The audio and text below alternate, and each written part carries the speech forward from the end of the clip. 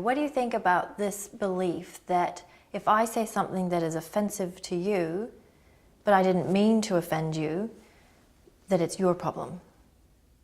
Or do you believe that the person who has said something that was offensive should apologize, even though they didn't mean it negatively? Does that make sense? I think so. I believe the concept I've heard about is called boundaries. You set your boundaries where you're not allowed to talk to me that way. This sort of thing. The problem with a boundary or a wall is it traps you inside the wall. And I don't want to be trapped. I want to be free. So I can't have boundaries.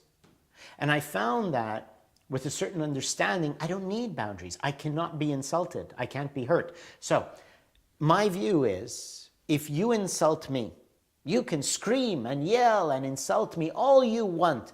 There's no more reality in a material sense unless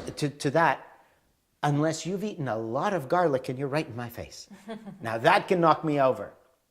But if we think of it objectively, you saying things to me, if I were deaf, dumb, and blind, then nothing happened. If you were speaking a language I didn't understand, nothing would happen. So therefore, the words, the things you say, have no material reality in themselves. They are a knife that you put on the table, and I have to pick that knife up and stick it in my own heart. Because the way it works, when a person says something to another person, those words that you have said reach my ears, which are then go into my brain, or however the mechanics of it work.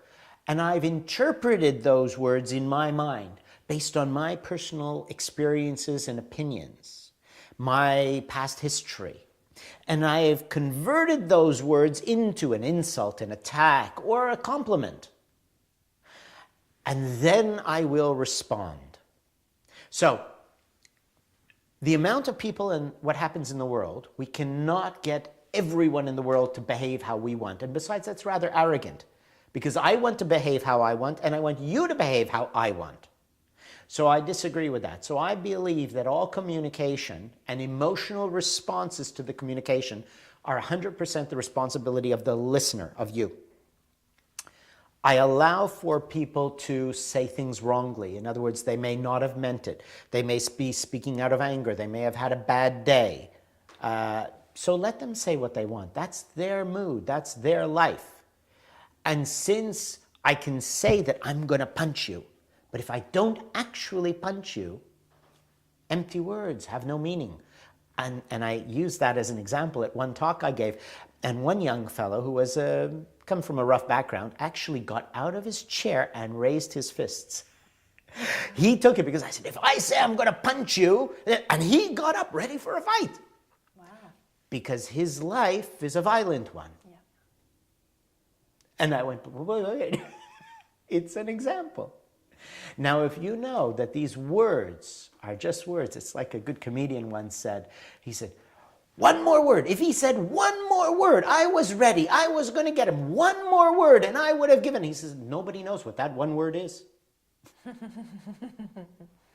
So that's the thing in life. When we know their words have no value other than the garlic you might have just eaten for lunch or dinner, then we can just be free. Let them roll off. It's like Tai Chi. You know, the martial art of Tai Chi is a passive art. It's when someone attacks you, you move. You roll. You let it just roll right off you. You don't fight. You don't attack. You do. There are some moves like that. But the principle is, what comes at you, you turn, you roll, you let it go. But the thing is, with words, people take them so personally that they give so much value. So when you view all communication as a knife they put on the table and say, I don't need it. I got this from a Buddhist saying where somebody was attacking and insulting the Buddha. And one of his students said, but you know, he attacked, aren't you going to fight back? He said, if someone gives you a gift and you do not accept it, who does it belong to? To the giver.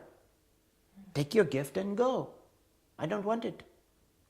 So it's that simple. And you know, there's a whole set of our programs that works on words and understanding words and communication for the purpose of eliminating all anger. And really, you know, with that simple principle, and you'll find 50, 60, 70% reduction in anger very quickly. And again, it's by responsibility. If you take responsibility for your emotions, you realize you are making yourself angry. You know what? If you want to be angry and yell at me, who am I to tell you not to be angry? You have that right. I'm not that arrogant. I'm not God. You want to be angry? Go be angry. You want to give yourself an ulcer? Go give yourself an ulcer. Me, I'm going to be happy.